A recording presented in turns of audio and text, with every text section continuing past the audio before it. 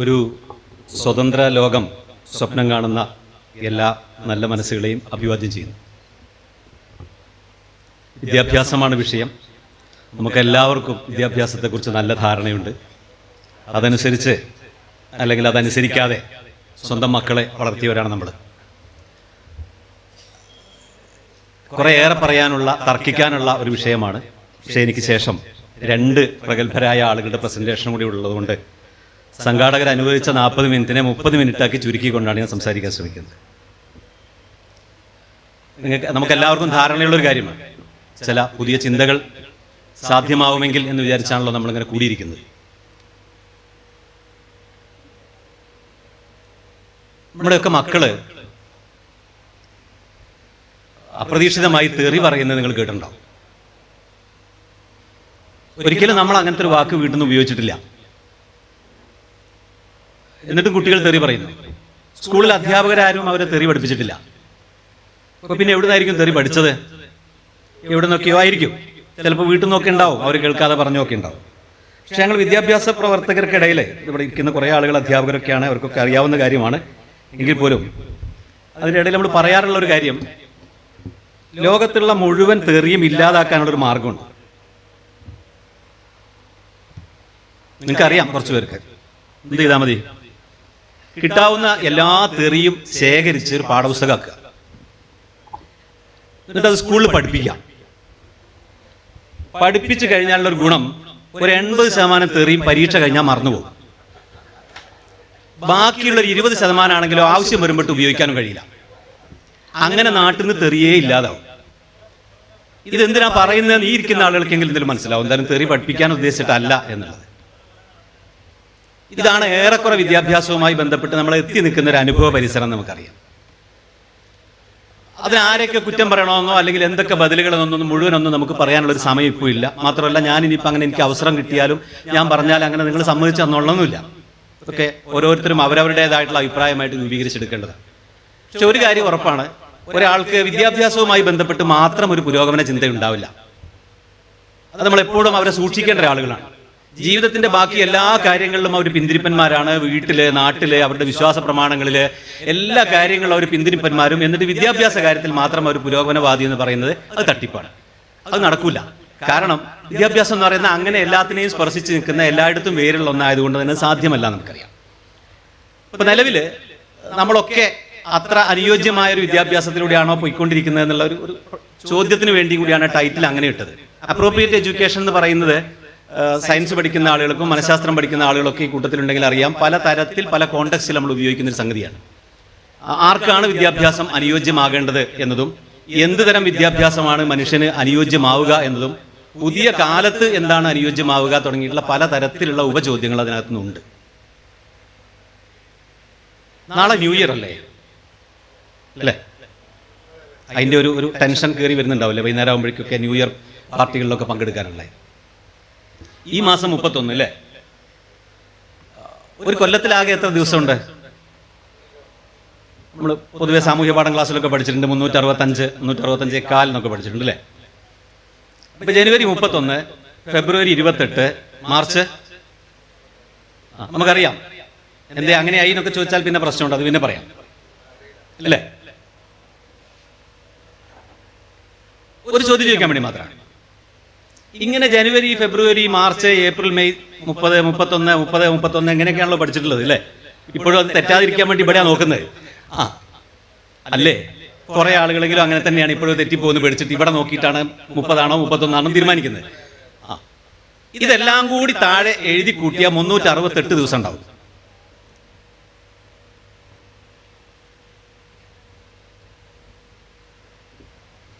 എന്തേ ആരും ഒന്നും മിണ്ടാത്തെ? എന്താ ഉണ്ടാത്തെ? ഉണ്ടാവോ? ഫെബ്രുവരി 28, 29, ഓക്കെ. എന്തേ അയൽക്കൊരെണ്ണം കുറഞ്ഞു പോയതെന്നുള്ളതല്ലേ? കണക്കൂട്ടി വരുമ്പോൾ കുറയുകയാണെങ്കിൽ അവസാനം ഡിസംബറിലല്ലേ കുറയേണ്ടത്? അത് വേറെ ചോദ്യം, അതിനുള്ളപ്പോൾ നേരമില്ല. ഞാൻ ചോദിക്കുന്നത് 368 ദിവസം എങ്ങനെയാ വന്നേ? പറ്റിച്ചതാ. 365 ഉള്ളൂ. പക്ഷേ 368 ഞാൻ പറഞ്ഞപ്പോൾ അത് ഉണ്ടാവില്ല എന്ന് പറയാനുള്ള ധൈര്യമില്ലാതിന്റെ കാരണം അടിസ്ഥാനപരമായി അത്രയും ദുർബലമാണ് നമ്മുടെ വിദ്യാഭ്യാസം എന്നുള്ളതുകൊണ്ടാണ്. നമുക്ക് ഒന്നിലൊരു ഉറപ്പില്ല. ആരെങ്കിലുമൊക്കെ ഒന്ന് അമർത്തി പറഞ്ഞാൽ, മൈക്ക് കെട്ടി പറഞ്ഞാൽ, താടി വെച്ച് പറഞ്ഞാൽ തീരാവുന്നതേ ഉള്ളൂ നമ്മുടെ പല ധൈര്യങ്ങൾ. അത്രയും ദുർബലമായ വിദ്യാഭ്യാസ പ്രക്രിയയിലൂടെ കടന്നു വന്നതിന്റെ ചില ഉദാഹരണങ്ങൾ പറയാൻ വേണ്ടി മാത്രം ഉപയോഗിക്കുന്നതാണ്. ചില ആളുകൾക്കെങ്കിലും ഒരു ഇൻസൾട്ടിംഗ് ആയിട്ട് തോന്നുന്നുണ്ടെങ്കിൽ ക്ഷമിക്കുക. ചില കാര്യങ്ങൾ ഇങ്ങനെയല്ലേ പറയാൻ പറ്റുക. അപ്പൊ അത്രയും ദുർബലമായിട്ട് ഇപ്പൊ കലണ്ടറിനെ കുറിച്ച് തന്നെ നമുക്കറിയാം. കഴിഞ്ഞ ഒരു 50 വയസ്സുള്ള ആൾക്കാരാണ് ഈ കൂട്ടത്തിൽ കുറേ ആളുകൾ കാണുന്നത്. ശരാശരി 50 എന്ന് കണക്കൂട്ടാൻ കുറെ ചെറുപ്പക്കാരുള്ളതുകൊണ്ട്. ഒരുപാട് കാലമായി എല്ലാ വീട്ടിന്റെയും ഏറ്റവും ചുരുങ്ങിയത് അടുക്കളയിലെങ്കിലും തൂങ്ങിക്കിടക്കുന്ന ഒരു സാധനമാണല്ലോ കലണ്ടർ, അല്ലേ? ഈ ഒരു കലണ്ടർ എന്ന് പറയുന്നതിന്റെ ഉള്ളടക്കത്തെ കുറിച്ച് ഇപ്പൊ എന്റെ നാട്ടുകാരൻ ദാസേട്ടൻ ഇവിടെ യുക്തിരേഖയുടെ കലണ്ടർ വിറ്റുകൊണ്ട് നടക്കുന്നുണ്ട്. ഒരു കലണ്ടറിൽ എന്തൊക്കെയുണ്ട് എന്ന് ചോദിച്ചാൽ പോലും നമുക്ക് സത്യത്തിൽ അറിഞ്ഞൂടാ. എത്ര വർഷങ്ങളുണ്ട്, എന്തുകൊണ്ട് ആ വർഷങ്ങൾ അന്ന് മുതൽ തുടങ്ങി, CE എന്ന് പറഞ്ഞിട്ടാണല്ലോ നാളെ മുതൽ ജനുവരി 2024 എന്ന് പറഞ്ഞ് തുടങ്ങുന്നത്, അല്ലേ? നമ്മുടെ കുട്ടികളോടോ നമ്മുടെ പണ്ഡിതന്മാരോടോ ഒക്കെ ചോദിച്ചാൽ എന്ന് മുതലാണ് തുടങ്ങിയത്? ക്രിസ്തു ജനിച്ചപ്പോൾ പിറ്റേന്ന് മുതൽ കണക്കൂട്ടിയതാണോ, അതോ മൂപ്പര് മരിച്ചതിന്റെ പിറ്റേന്ന് മുതൽ കണക്കൂട്ടിയതാണോ, അതോ മരിച്ചിട്ടും കുറേ കാലം കഴിഞ്ഞതിന് ശേഷം പിന്നെയാണോ ക്രിസ്ത്യൻ എറ തുടങ്ങിയത്? എങ്കിലത് എന്തുകൊണ്ട് തുടങ്ങിയിട്ടുള്ള കാര്യങ്ങളിലേക്ക് ചോദിച്ചാൽ, അല്ലെങ്കിൽ കൊല്ലവർഷത്തെക്കുറിച്ച് ചോദിച്ചാൽ, അല്ലെങ്കിൽ എന്താണ് ഈ കലണ്ടറിന്റെ 4 മൂലയിലുമായിട്ട് എഴുതി വെച്ചിരിക്കുന്ന കുറേ കാര്യങ്ങളെന്ന് ചോദിച്ചാൽ നമുക്ക് അറിഞ്ഞുകൂടാ. കാരണം അത് പാഠപുസ്തകത്തിൽ പാഠമായിട്ട് വന്നിട്ടില്ല എന്നുള്ളതും ഒരു കാരണമാണ്. വന്നിരുന്നെങ്കിൽ നേരത്തെ പറഞ്ഞ പോലെ പഠിച്ചിട്ട് മറന്നു കളിയെങ്കിലും ചെയ്യായിരുന്നു. ഇത് പാഠപുസ്തകത്തിലേ വന്നില്ല എന്നുള്ളതുകൊണ്ട് പഠിക്കാനും മറക്കാനും കൂടിയുള്ള നേരം കിട്ടിയിട്ടില്ല. ഇതിൽ രസകരമായ ഒരു കാര്യം, അത് കൂട്ടത്തിൽ പറയേണ്ട ഒരു കാര്യം, കലണ്ടറിൽ എന്തെല്ലാം ഉണ്ട് എന്ന് ചോദിച്ചാൽ കേരളത്തിലെ കലണ്ടറുകളെ സൂക്ഷിക്കേണ്ട ഒരു കാര്യം, നിങ്ങൾ പലരും പ്രസ് ക്ലബ്ബിൽ മീറ്റിംഗ് നടത്തിയ ആൾക്കാരായിരിക്കും. പ്രസ് ക്ലബ്ബ് ചെല്ലുമ്പോൾ അവിടെയുള്ള എല്ലാ പത്രക്കാരും അവരവരുടെ കലണ്ടർ അവിടെ തൂക്കിയിട്ടുണ്ടാവും. ആ കലണ്ടറിലൂടെ ഒന്ന് ഇങ്ങനെ കടന്നു പോയാൽ നമുക്കറിയാം ഈ ഓരോ പത്രവും ഏതൊക്കെ ജാതി മത കുടിസ് ചിന്താഗതികളുടെ പിന്നാമ്പുറത്ത് കൂടി സഞ്ചരിക്കുന്ന ആളുകൾ. എന്നിട്ടാണ് വലിയ വലിയ വർത്താനം ഈ ചെന്ന ആളോട് ചോദിക്കുന്നത്. ഭയങ്കര വിശാല ഹൃദയരായിട്ടാണ് നമ്മുടെ ജേർണലിസ്റ്റുകൾ നമ്മളോട് ചോദ്യം ചോദിക്കുകയോ അല്ലെങ്കിൽ തർക്കിക്കുകയോ ഒക്കെ ചെയ്യാം. ജോലിയുടെ ഭാഗമായിട്ട് അവർക്ക് ചില കാര്യങ്ങൾ ഒതുങ്ങി നിൽക്കേണ്ടി വരും, അതൊക്കെ നമുക്ക് മനസ്സിലാക്കാം. പക്ഷേ അവരെ പ്രതിദാനം ചെയ്യുന്ന ഒരു കലണ്ടർ പറയും അവരാരാണ്, ആ പത്രം എന്താണ്, അവരെന്താണ് ചെയ്യുന്ന സാമൂഹ്യ ദൗത്യം. അങ്ങനെയൊക്കെ ആണെങ്കിൽ പോലും നമ്മുടെ ചരിത്രം, നമ്മുടെ ഭൂമിശാസ്ത്രം, നമ്മുടെ ഗോളശാസ്ത്രം, നമ്മുടെ സമയം തുടങ്ങിയ ഒരുപാട് കാര്യങ്ങൾ മനുഷ്യജീവിതവുമായി ബന്ധപ്പെട്ടത് മുഴുവൻ ഏറെക്കുറെ അടയാളപ്പെടുത്തിയിട്ടുള്ള കുറേ അന്ധവിശ്വാസങ്ങളും അടയാളപ്പെടുത്തിയിട്ടുള്ള ഒന്നാണ് നമ്മുടെ ഭിത്തിയിൽ കിടക്കുന്ന കലണ്ടർ. ആ കലണ്ടറിൽ എന്തുണ്ട് എന്നുള്ള, കാരണം ദൈനംദിനമായിട്ട് നമ്മുടെ ജീവിതാവശ്യങ്ങളുമായി ബന്ധപ്പെട്ട സംഗതിയാണ്. എന്നിട്ട് ആ കലണ്ടറിൽ എന്തുണ്ട് എന്നുള്ളത് നോക്കാനോ അത് പഠിക്കാനോ നമ്മളെ പ്രേരിപ്പിച്ചില്ല നമ്മുടെ വിദ്യാഭ്യാസം എന്നുള്ള ചെറിയൊരു ആക്ഷേപം മാത്രം പറയുകയാണ്. അനുയോജ്യ വിദ്യാഭ്യാസത്തെക്കുറിച്ച് സംസാരിക്കുമ്പോൾ വളരെ ചുരുക്കി ചില കാര്യങ്ങൾ മാത്രമേ പറയുന്നുള്ളൂ. യഥാർത്ഥത്തിൽ നിങ്ങൾക്കൊക്കെയും നിങ്ങൾ പഠിച്ച കാലത്തെ ക്ലാസ് മുറിയും അവിടുത്തെ ക്ലാസ്സും അവിടുത്തെ പരീക്ഷയും അനുയോജ്യമായി തോന്നിയിരുന്നോ എന്നതാണ്. ഒരുപക്ഷെ അന്ന് അങ്ങനെ ചിന്തിക്കാൻ മാത്രമുള്ള ഒരു കഴിവോ സ്വാതന്ത്ര്യമോ നമുക്കില്ലാത്തതുകൊണ്ടുകൂടിയായിരിക്കും. ഇപ്പൊ നമ്മുടെ മക്കളുടെ കാര്യത്തിലെത്തിയപ്പോൾ കുറച്ചുകൂടെയൊക്കെ നമ്മൾ അങ്ങനെ ആലോചിക്കുന്നുണ്ട്. ആർക്ക് വേണ്ടിയുള്ളതാണ് യഥാർത്ഥത്തിൽ? ഇപ്പൊ ഞാനൊരു വിദ്യാഭ്യാസ പ്രവർത്തകനാണ്. 18 വയസ്സിൽ പ്രൈമറി സ്കൂൾ അധ്യാപകനായിട്ട് ജോലി കയറിയതാണ്. ഈ അടുത്ത വരുന്ന മാർച്ചിൽ ജോലിയിൽ നിന്ന് പോകും. ഇത്രയും കാലമായിട്ട് വിദ്യാഭ്യാസ വകുപ്പിൽ പല ജോലി ചെയ്ത ഒരാളാണ്. സ്വാഭാവികമായിട്ടും എനിക്ക് ശമ്പളം തന്നൊരു പ്രസ്ഥാനം എന്നുള്ളതിൽ എന്നോട് കൂറ് വേണ്ട ഒരാളാണ്. ഒക്കെ ആണെങ്കിൽ പോലും അതിനകത്തുള്ള ആഭ്യന്തര വിമർശനം എന്ന് പറയുന്നത് ഇത് ആർക്ക് വേണ്ടിയുള്ളതാണ്? നമുക്കൊക്കെയും 5 വയസ്സ് അല്ലെങ്കിൽ 3.5 വയസ്സ് തികയുന്ന സമയത്ത് മക്കളെ എവിടെയെങ്കിലും കൊണ്ട് ചേർത്തേ പറ്റുള്ളൂ. സാമൂഹ്യ ശീലത്തിന്റെ ഭാഗമായി നമ്മളവിടെ കൊണ്ടേ ചേർക്കുന്നുണ്ട്. 3.5 വയസ്സിൽ പ്രീ സ്കൂളിൽ കുട്ടിയെ ചേർക്കുന്ന ഒരു രക്ഷിതാവ്, കുട്ടിയോട് വലിയ ഇഷ്ടമുണ്ടെന്നും കുട്ടിയുടെ ഭാവിയെക്കുറിച്ച് ആണല്ലോ എപ്പോഴും ചിന്ത. ഓരോ രക്ഷിതാവും പറഞ്ഞുകൊണ്ടിരിക്കുന്നതും അയാൾ സമർത്ഥിച്ചുകൊണ്ടിരിക്കുന്നതും ഞാൻ മക്കൾക്ക് വേണ്ടിയാണ് ജീവിക്കുന്നതെന്നാണ്. ആണോ അല്ലേ എന്നുള്ളതൊക്കെ പിന്നെ ആലോചിക്കേണ്ട കാര്യമാണ്. പക്ഷേ എങ്കിൽ പോലും മക്കൾക്ക് വേണ്ടിയാണ് ജീവിക്കുന്നതെന്ന് പറയുന്ന രക്ഷിതാവ് മക്കൾക്ക് വേണ്ടി ചെയ്യുന്ന ഏറ്റവും വലിയ ഒരു ഇൻവെസ്റ്റ്മെന്റ് ആണ് ഈ പറയുന്ന വിദ്യാഭ്യാസം. എന്താണ് 3.5 വയസ്സുള്ള ഒരു കുട്ടിക്ക് വിദ്യാഭ്യാസമായിട്ട് കൊടുക്കേണ്ടത്? ആ കൊടുക്കേണ്ട കാര്യങ്ങളാണോ ഇപ്പോൾ കൊടുത്തുകൊണ്ടിരിക്കുന്നത്? എന്തൊരു കഷ്ടാന്ന് ആലോചിച്ച് നോക്കി. ഒരു മനുഷ്യക്കുഞ്ഞായി ഭൂമിയിലേക്ക് ജനിച്ചാലുള്ളൊരവസ്ഥ. നേരത്തെ പാരന്റിങ്ങിനെ കുറിച്ചുള്ള ഫസ്റ്റ് സെഷനൊക്കെ കൂടെ നടന്നു. ഒരു 3.5 വയസ്സൊക്കെ ആവുമ്പോഴേക്ക് എന്നെ PKG അല്ലേ, LKG UKG എന്നൊക്കെ പറഞ്ഞിട്ട് ഒരു സംഭവം ശരിയാ, KG കണക്കില, കിലോഗ്രാം കണക്കിലാണ് പിന്നെ അങ്ങോട്ട് കാര്യങ്ങൾ പോയിക്കൊണ്ടിരിക്കുന്നത്. ഒരു മനുഷ്യ കുഞ്ഞായിട്ട് തൻ്റെ ചുറ്റുമുള്ള കാര്യങ്ങളെ ഒന്ന് കാണാനോ അറിയാനോ ഇടപെടാനോ ശ്വാസം വിടാനോ നേരം കൊടുക്കാത്ത രീതിയിൽ നമ്മൾ വിദ്യാഭ്യാസം കൊടുക്കുകയാണ്. നമുക്കറിയാം ഇതിൽ കുഴപ്പമുണ്ടെന്ന് അറിഞ്ഞിട്ടും കൂടിയാണ് നമ്മൾ അങ്ങനെ ചെയ്യുന്നത്. കാരണം ഈ കുട്ടി പഠിക്കണം, നന്നായി പഠിക്കണം, വലിയ മാർക്ക് വാങ്ങണം, വലിയ തസ്തികകളിലെത്തണം. എന്തിനാ? അപ്പോൾ നമ്മൾ പറയുന്നില്ല എന്നുള്ളൂ, വലിയ ശമ്പളം കിട്ടണം എന്നുള്ളതാണ്. അതാണ് ലക്ഷ്യം. അവിടേക്ക് എത്താൻ വേണ്ടിയുള്ള പല പടവുകളുണ്ട്. അല്ലാതെ ആരും ഇപ്പൊ മക്കളെ ഡോക്ടറാക്കുന്നത് നാട്ടിലുള്ള രോഗാതുരാവസ്ഥ കണ്ടിട്ട് അല്ലേ, അതിൽ ചികിത്സിച്ച് എന്തെങ്കിലും തരത്തിൽ തങ്ങളുടേതായിട്ടുള്ള രീതിയിൽ കോൺട്രിബ്യൂഷൻ നടത്തട്ടെ എന്ന് വിചാരിക്കുന്ന രക്ഷിതാക്കളും അങ്ങനെ പോകുന്ന മക്കളും ഒരു പക്ഷേ കുറച്ചേ ഉണ്ടാവുള്ളൂ. ഉണ്ട് എന്നുള്ളതിന് തെളിവുകളാണ് ഇപ്പോൾ വന്ന ഡോക്ടറൊക്കെ. പക്ഷേ പൊതുവിൽ ഈ ഒരു വലിയ ശമ്പളം, ഓക്കെ, ജോലി കിട്ടി, ഇനിയോ ഇനി ഒരു പരപ്പ് ജീവിതം ബാക്കി കിടക്കുകയാണല്ലോ. ശമ്പളമായി, ജോലിയായി, ഇനി എന്ത് ചെയ്യും? കിട്ടാതെ പോയ ഒരുപാട് കാര്യങ്ങളുണ്ട് അല്ലേ?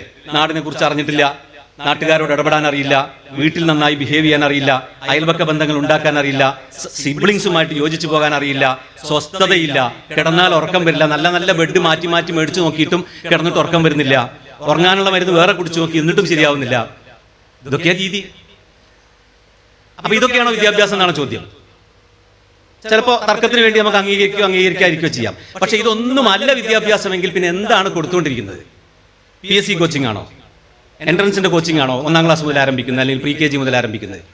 ഒരു മനുഷ്യ കുഞ്ഞിനെ മറ്റ് ജീവജാലങ്ങളിൽ നിന്ന് വ്യത്യസ്തരായി ഒരു മനുഷ്യരായി വളർന്നു വരാൻ ആവശ്യമായിട്ടുള്ള എന്ത് കാര്യങ്ങളൊക്കെയാണ്? അവിടെയാണ് നമ്മൾ ഈ അനുയോജ്യതയെക്കുറിച്ച് പറയുക. പല തരത്തിലുള്ള കുഞ്ഞുങ്ങളാണ്. നിങ്ങളൊക്കെയും 3 വയസ്സിന് മുമ്പ് പാട്ടുപാടിയിരുന്നു. 3 വയസ്സും 4 വയസ്സിനും ഇടയിൽ നിങ്ങൾ നന്നായി ചിത്രം വരച്ചിരുന്നു. നിങ്ങളാൽ കഴിയുന്ന രീതിയിൽ വീട്ടിലുള്ള പുതപ്പും വടിയും ഒക്കെ എടുത്തുകൊണ്ട് നിങ്ങൾ അഭിനയിച്ചിരുന്നു. ഒരു മനുഷ്യജീവിക്ക് തൻ്റെ സമൂഹവുമായി ഇടപെടാൻ കഴിയുന്ന കുറേയേറെ സർഗാത്മകമായ രീതികളുണ്ട്. പാട്ടുപാടുക, ചിത്രം വരയ്ക്കുക, അഭിനയിക്കുക തുടങ്ങിയിട്ടുള്ള കുറേ കാര്യങ്ങൾ. ഇതൊന്നും തന്നെ ഇപ്പൊ നിങ്ങൾക്ക് ഒരു പക്ഷേ വശമില്ല. ഇപ്പോൾ ഒരു ചിത്രം വരയ്ക്കാൻ പറഞ്ഞാൽ എന്ത് പറയും? ഞാൻ വരച്ചാൽ ശരിയാവില്ല എന്ന് പറയും മിക്കവാറും, ഞാനടക്കം. അഭിനയിക്കൽ പിന്നെ ജീവിതത്തിൽ അഭിനയിക്കുന്നുണ്ടാവും, പക്ഷെ അഭിനയിക്കാൻ പറഞ്ഞാൽ അഭിനയിക്കാൻ അറിഞ്ഞൂടാ. പാട്ടുപാടലിന്റെ കാര്യമൊക്കെ അങ്ങനെ തന്നെയായിരിക്കും. ഒരു പാട്ടുപാടലും അഭിനയിക്കലും ചിത്രം വരയ്ക്കലും ആണോ വലിയ കാര്യനർത്ഥത്തിലല്ല പറയുന്നത്. ഒരു മനുഷ്യ കുഞ്ഞിന് തൻ്റെതായ രീതിയിൽ കുറേ കാര്യങ്ങളെ ആവിഷ്കരിക്കാനുണ്ട്. ഒരു പക്ഷേ ഇത് മറ്റു ജീവജാലങ്ങൾക്ക് അത്ര ഇല്ലായിരിക്കാം എന്നാണ് നമുക്ക് തോന്നുന്നത്. നേരത്തെ ഇവിടെ അവതരിപ്പിച്ച ആളുകൾക്കൊക്കെയാണ് കുറച്ചുകൂടി പറയാൻ സാധിക്കുക. കാരണം അവർക്ക് തിങ്കിങ് പവർ ഇല്ലാന്നോ, അവർക്ക് ലാംഗ്വേജ് ഇല്ലാന്നോ, അവർക്ക് ഓർമ്മകളില്ലാന്നൊന്നും നമുക്ക് പറയാൻ കഴിയില്ല. അവരുടേതായിട്ടുള്ള രീതിയിലുണ്ട് മറ്റ് ജീവജാലങ്ങൾക്ക്. പക്ഷെ മനുഷ്യനെ സംബന്ധിച്ചോളം മനുഷ്യന് ഓർമ്മകളുണ്ട്, അറിവുണ്ട്, അതുണ്ടാക്കുന്ന അസ്വസ്ഥതകളുണ്ട്. അപ്പോൾ കുറേ പരീക്ഷ പാസ്സാവുകയും ഒരു ജോലി വാങ്ങുകയും വലിയൊരു ശമ്പളം വാങ്ങുകയും ചെയ്തതിന് ശേഷവും ബാക്കി കിടക്കുന്ന ഒരു വലിയ ജീവിതമുണ്ട്. ആ ജീവിതത്തിലേക്ക് എന്താണ് വിദ്യാഭ്യാസം കോൺട്രിബ്യൂട്ട് ചെയ്യുന്നത്? അതിനകത്തേക്ക് ഒന്നും നമ്മുടെ 3.5 വയസ്സ് മുതലുള്ള വിദ്യാഭ്യാസം കോൺട്രിബ്യൂട്ട് ചെയ്യുന്നില്ല എങ്കിൽ 25 വയസ്സോ 30 വയസ്സോ ആയി ഒരു ജോലിയും കിട്ടി, പെണ്ണും കെട്ടി, വീടും വെച്ച് ശമ്പളമൊക്കെ ആയതിനു ശേഷം പിന്നെ അയാൾക്ക് കൂടുതൽ മാനവികത കൊടുക്കുന്നതിന് വേണ്ടി, കൂടുതൽ സർഗാത്മകത കൊടുക്കുന്നതിന് വേണ്ടി എന്ത് സംവിധാനമാണ് നാട്ടിലുള്ളത്? അതോ ഈ ആളുകളൊക്കെ വീണ്ടും തിരിച്ചു വിളിപ്പിച്ചിട്ട് മക്കളെ നിങ്ങൾക്കൊക്കെ നഷ്ടപ്പെട്ടു പോയ കുട്ടിക്കാലം തിരിച്ചു തരുന്നതിന് വേണ്ടി ഒരു കുട്ടിക്കാല വിദ്യാലയം വീണ്ടും തുടങ്ങാം എന്ന് പറഞ്ഞാൽ ഇപ്പോൾ ഒരുപക്ഷെ സാധ്യതയുണ്ടാവും. അത്രയും അധികം പരിക്കേൽപ്പിക്കുന്നു വിദ്യാഭ്യാസം. ഒരു ഗുണവുമില്ല നമ്മൾ പറയുന്നില്ല. ഈ നാട്ടിൽ കണ്ട സാമൂഹ്യ വളർച്ചയുടെ 100 വർഷമായി കേരളം ഇന്ന് എത്തി നിൽക്കുന്ന ഈ അവസ്ഥയിലേക്ക് കോൺട്രിബ്യൂട്ട് ചെയ്ത പല കാര്യങ്ങളിലൊന്ന് സമൂഹത്തിനും വിദ്യാഭ്യാസം കിട്ടി എന്നതും വ്യക്തിക്ക് വിദ്യാഭ്യാസം കിട്ടി എന്നത് തന്നെയാണ്. പക്ഷേ അതിൻ്റെ ഒപ്പം ഏറ്റെടുക്കേണ്ട ഒരു ഉത്തരവാദിത്വം കൂടെ ഉണ്ട്. കഴിഞ്ഞ 100 കൊല്ലമായി കേരളത്തിൽ നടന്നുകൊണ്ടിരിക്കുന്ന എല്ലാ തരത്തിലുള്ള തോന്നിവാസങ്ങളുടെയും ഒരു ഉത്തരവാദിത്വം വിദ്യാഭ്യാസത്തിനുണ്ടാവും. അല്ലാതെ നല്ലതിൻ്റെ മാത്രം ഉത്തരവാദിത്വം വിദ്യാഭ്യാസത്തിനും തോന്നിവാസത്തിൻ്റെ പിന്നെ മറ്റൊരു ഉയർത്തി കൊടുക്കാൻ പറ്റില്ല. വിദ്യാഭ്യാസം എന്ന് പറയുന്നതിനകത്ത് അതുവരെ മതവിദ്യാഭ്യാസം ഉണ്ടാവാം, സ്കൂൾ വിദ്യാഭ്യാസം ഉണ്ടാവാം, കുടുംബം കൊടുത്ത വിദ്യാഭ്യാസം ഉണ്ടാവാം, രാഷ്ട്രീയ പാർട്ടികൾ കൊടുത്ത വിദ്യാഭ്യാസം ഉണ്ടാവാം, ലൈബ്രറികൾ കൊടുത്ത വിദ്യാഭ്യാസം ഉണ്ടാവാം. എല്ലാം കൂടി ചേർത്താണ് നമ്മൾ പറയുന്നത്. ഇതെല്ലാം കൂടി ചേരുന്ന ഒരു വിദ്യാഭ്യാസ ക്രമത്തിൽ നോക്കിയാൽ എന്താണ് അനുയോജ്യമാവുക? നിലവിൽ ഇപ്പോഴുള്ളൊരവസ്ഥ, ജബ്ബാർ മാഷും ഒരുപാട് മാഷന്മാർ, ബഹുമാനിക്കത്തക്ക വ്യക്തികളൊക്കെ മുമ്പിൽ ഇരുന്നുകൊണ്ട് തന്നെയാണ് നമ്മൾ പറയുന്നത്. സംവിധാനത്തിൻ്റെ സൗകര്യം എന്നതിൻ്റെ അപ്പുറത്തേക്ക് യഥാർത്ഥത്തിൽ വിദ്യാഭ്യാസത്തിന് വലിയ കൺസേൺ ഒന്നും ഇല്ല എന്ന് നമുക്ക് പറയേണ്ടി വരും. കേരളത്തിൽ അങ്ങോളം ഇങ്ങോളമുള്ള കുട്ടികൾ, എല്ലാ കുട്ടികളും മലയാളം മീഡിയം സ്കൂളിലൊന്നും അല്ല പഠിക്കുന്നത്, എല്ലാ കുട്ടികളും ഒരേ സിലബസിലല്ല പഠിക്കുന്നത്. ഓരോ ജാതി മത സംഘടനകൾക്കും അവരവരുടേതായ രീതിയിൽ സ്കൂൾ നടത്തിക്കൊണ്ട് പോകാനൊക്കെ സ്വാതന്ത്ര്യമുള്ളൊരു രാജ്യത്താണ് നമ്മൾ നിൽക്കുന്നത്. പ്രത്യേകിച്ചും പ്രീ സ്കൂൾ വിദ്യാഭ്യാസത്തിൻ്റെ ഒക്കെ ഒരു കാര്യത്തിൽ നമുക്കറിയാം എങ്ങനെയാണ് കേരളത്തിലെ വിദ്യാഭ്യാസം വർഗീയവൽക്കരിക്കപ്പെട്ടതെന്നും എങ്ങനെയാണ് കച്ചവടവൽക്കരിക്കപ്പെട്ടതെന്നൊക്കെയുള്ള അതിൻ്റെ അന്വേഷണം നടത്തിയാൽ ഏറ്റവും ആദ്യം നമുക്ക് മനസ്സിലാവുക പ്രീ സ്കൂളാണ് എല്ലാവരും വിത്തിട്ട സ്ഥലം എന്നുള്ളതാണ്. നിൽക്കട്ടെ, ഈ പാഠപുസ്തകം ഇപ്പോൾ SCERT സർക്കാരിന് വേണ്ടി, കേരള സർക്കാരിന് വേണ്ടി SCERT പാഠപുസ്തകം തയ്യാറാക്കുന്നു, അല്ലെങ്കിൽ മറ്റേതെങ്കിലുമൊക്കെ പ്രൈവറ്റ് ഏജൻസികൾ അവർക്ക് വേണ്ടി ആരെങ്കിലുമൊക്കെ ചുമതലപ്പെടുത്തിയിട്ടൊരു പുസ്തകം തയ്യാറാക്കുന്നു. ഏതായാലും ശരി, തിരുവനന്തപുരം നഗരത്തിലും എറണാകുളം നഗരത്തിലും വയനാട്ടിലെ ആദിവാസികൾക്കിടയിലും തീരദേശ മേഖലയിലും ഒക്കെയുള്ള എല്ലാ തരത്തിലുള്ള കുട്ടികൾക്ക് വേണ്ടിയും തയ്യാറാക്കുന്ന ഒരൊറ്റ പുസ്തകമാണ്. അനുയോജ്യമല്ല എന്ന് നമുക്കൊക്കെ അറിയാം. പക്ഷേ അതാണ് എളുപ്പം. ഓരോ കുട്ടിക്കും ആ കുട്ടിയുടെ അനുഭവങ്ങളുടെ പരിസരത്തിൽ നിന്നുകൊണ്ട് വേറെ പുസ്തകം ഉണ്ടാക്കുക എന്ന് പറഞ്ഞാൽ പറയാൻ എളുപ്പമാണ്, നടത്തിയെടുക്കാൻ വലിയ പ്രയാസമാണ്. അപ്പം നടത്തിയെടുക്കാൻ ഏറ്റവും എളുപ്പമുള്ള വഴി എന്താണ്? SCRT കേന്ദ്രീകരിച്ച് തിരുവനന്തപുരത്ത് നിന്ന് ഒറ്റ പാഠപുസ്തകം അടിച്ചിട്ട് 3.5 ലക്ഷം കോപ്പി അടിച്ചിട്ട് ലോറി കയറ്റിയിട്ട് എല്ലാ ജില്ലയിലും സ്കൂളിൽ എത്തിച്ചു കഴിഞ്ഞാൽ എല്ലാ കുട്ടികൾക്കും ജൂൺ മാസത്തിൽ കൊടുത്തു കഴിഞ്ഞാൽ പുസ്തകത്തിൻ്റെ കാര്യം ശരിയായി. ഇനിയോ ഓരോന്നെടുത്ത് നോക്കിയാൽ അറിയാം എത്രയാണ് നമ്മുടെ ഒരു പീരീഡ്. 40 മിനിറ്റ് 45 മിനിറ്റ് ഉള്ള പീരീഡുകളാണ്. ഒരു ടീച്ചർ ഒന്ന് വന്ന് കാര്യങ്ങളൊക്കെ പറഞ്ഞ് കുട്ടികളോടൊന്ന് ഉഷാറാക്കിയൊക്കെ കൊണ്ടുവന്ന് ചില കുട്ടികളുടെയൊക്കെ ചില പ്രശ്നങ്ങളൊക്കെ ഒന്ന് കേട്ട് അതിനൊരു പരിഹാരമൊക്കെ ഉണ്ടാക്കി വരുമ്പോഴേക്കും ഒരു 10, 15, 20 മിനിറ്റൊക്കെ അങ്ങ് പോകും. പിന്നെ ടീച്ചർ ഒരു പ്രോബ്ലം, മാത്തമാറ്റിക്സിൻ്റെ ഒരു പ്രോബ്ലം നന്നായി ഒന്ന് കുട്ടികൾക്ക് മനസ്സിലാവുന്ന രീതിയിൽ ബോർഡിലേക്ക് എഴുതുമ്പോഴേക്ക് ബെല്ലടിച്ചു, അടുത്ത ടീച്ചർ വരേണ്ടി വരും അല്ലേ. ഈ 40 മിനിറ്റ് എന്ന് പറയുന്നതിനെ എല്ലാ കുട്ടിക്കും അനുയോജ്യമായ പഠന നേരമല്ല നമുക്കറിയാം. മാത്രവുമല്ല കേരളത്തിലെ കുട്ടികളെ സംബന്ധിച്ചോളം രാവിലെ 10 മണി മുതൽ 4 മണി വരെ എന്ന് പറയുന്ന പഠന സമയം പോലും സുഖമല്ല. അപ്പോൾ നമുക്കറിയാം ഉച്ചയ്ക്ക് ശേഷം ഭക്ഷണം കഴിച്ചുപിടി ഇരിക്കുമ്പോൾ നമ്മുടെ ഒരു അവസ്ഥ അറിയില്ലേ, ഈ അവസ്ഥയിലെ കുട്ടികൾ ഇരിക്കുന്നത് ഇതിനേക്കാൾ മോശമായ സ്ഥലത്ത് ഇവിടെ ഫാനൊക്കെ ഇല്ലേ, പഠിക്കാൻ പറ്റിയ സമയമേ അല്ല ഉച്ചയ്ക്ക് ശേഷം. പക്ഷേ എന്താ കാര്യം, നമുക്കതാണ് സൗകര്യം. കാരണം രക്ഷിതാക്കൾ ജോലി കഴിഞ്ഞ് വരുന്നത് വരെ മക്കൾ ഏതെങ്കിലുമൊക്കെ അലഞ്ഞ് നടക്കാതിരിക്കാൻ രാവിലെ 10 മണി മുതൽ 4 മണി വരെയുള്ള സമയത്തെ സ്കൂൾ സമയമാക്കി നിലനിർത്തിയാൽ നമുക്കത് സൗകര്യമാണ്. എല്ലാ കുട്ടിക്കും ഒരു ബുദ്ധിശക്തിയല്ല എന്നുള്ളത് നാട്ടിൽ എല്ലാവർക്കും അറിയാം.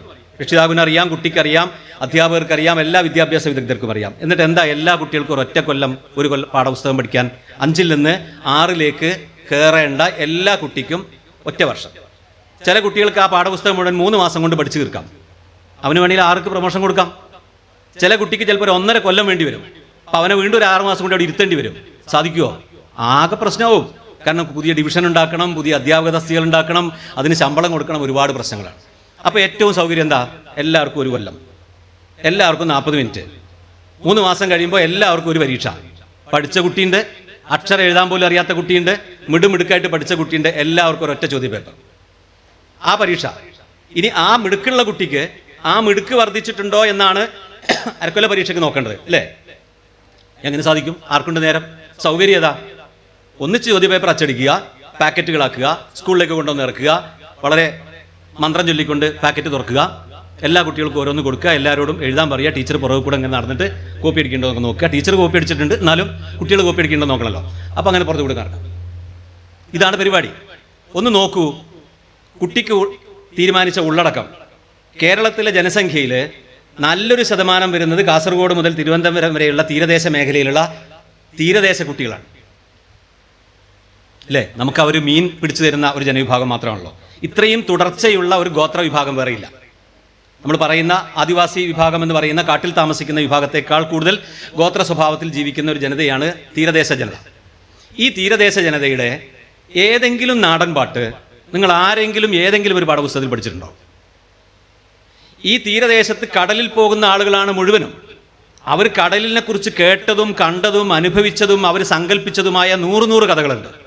ഇന്നേ വരെ നിങ്ങൾ ഏതെങ്കിലും പാഠപുസ്തകത്തിനകത്ത് കേരളത്തിൻ്റെ തീരദേശത്തുണ്ടായ ഏതെങ്കിലും ഒരു കടൽ കഥ, കടൽ അനുഭവവുമായി ബന്ധപ്പെട്ടുള്ളത് വായിച്ചിട്ടുണ്ടാകുമോ? സാധ്യത കുറവാണ്.